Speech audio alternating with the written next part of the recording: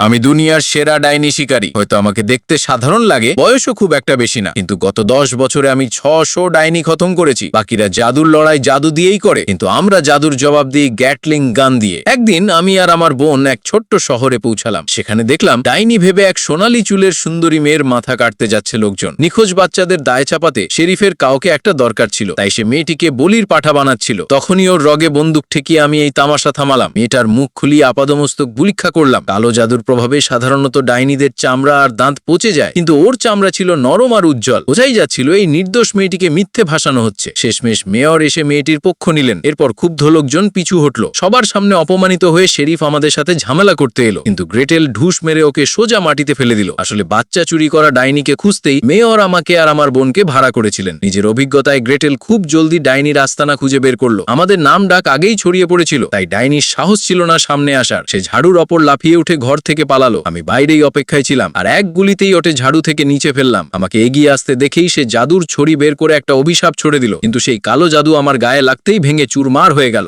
সবচেয়ে শক্তিশালী অস্ত্র হারিয়ে ডাইনিটা একেবারে অসহায় হয়ে পড়ল। আমি আর আমার বোন মিলে ওকে একটা গাছের সাথে বেঁধে নিয়ে এলাম। তল্লাশি চালিয়ে আমরা কিছু গুপ্ত আচালির চিহ্ন পেলাম। এই ডাইনিরা চন্দ্রগ্রহণের রাতে বড়সড় কিছু করার ছক কষছিল। চুরি হওয়া বাচ্চাদের দ্রুত বাঁচাতে আমি আর আমার বোন আবারও বেরিয়ে পড়লাম। এবার আমাদের গন্তব্য সবচেয়ে ভয়ঙ্কর জায়গা, অন্ধকার জঙ্গল। এবার বাচ্চাদের কান্নার আওয়াজ কাজে লাগিয়ে আমরা ফাঁদ পাতলাম, যাতে ডাইনি সামনে এলেই ধরা পড়ে। কিন্তু এই ডাইনিটা খুব ধরিবাজ, আর ওকে এখনই মারা যাবে না, কারণ ওর থেকে আরো তথ্য জানার ছিল। সে ঝাড়ুতে উড়ে পালাতে গেলেই আমি গ্র্যাপলিং হুক ছুড়ে ওকে আটকে ফেললাম। সে ঘুরে পাল্টা হামলা করতে চাইল, কিন্তু তখনই পেছন থেকে কেউ স্টান রড দিয়ে ওকে শক দিল। মাত্র 2 দিনেই আমরা 2টো ডাইনি ধরে ফেলায় শেরিফ ভয় পেল পাছে আমরা ওর চেয়ে বেশি জনপ্রিয় হয়ে যাই। তাই নিখোঁজ বাচ্চাদের খুঁজতে সে নিজের লোকদের অন্ধকার জঙ্গলে পাঠিয়ে দিল। কিন্তু ডাইনিদের বিরুদ্ধে সাধারণ মানুষ পাঠানোটা নিছকই একটা বোকামি ছিল। ডাইনিদের সাথে ঠিকমতো লড়াইয়ের আগেই ওদের নিয়ে ছেলে খেলা করে একে একে সবাইকে মেরে ফেলা হলো। ওদিকে আমি আর আমার বোন কিছু জরুরি তথ্য জোগাড় করে ফেলেছিলাম। ডাইনিদের সর্দার ব্ল্যাক ফিনিক্স এমন এক ওষুধ বানাচ্ছিল যা ডাইনিদের আগুনে পোড়া থেকে বাঁচাবে। ওদের শুধু আর একটা মেয়ের দরকার ছিল। আমি এই কথা জানতে না জানতেই ব্ল্যাক ফিনিক্স আর তার দলবল শহরে হামলা চালালো। আমি একজনের পিছু নিলাম, আর তখনই আমাকে ছুঁড়ে ফেলা হলো অন্ধকার জঙ্গলের ভেতর।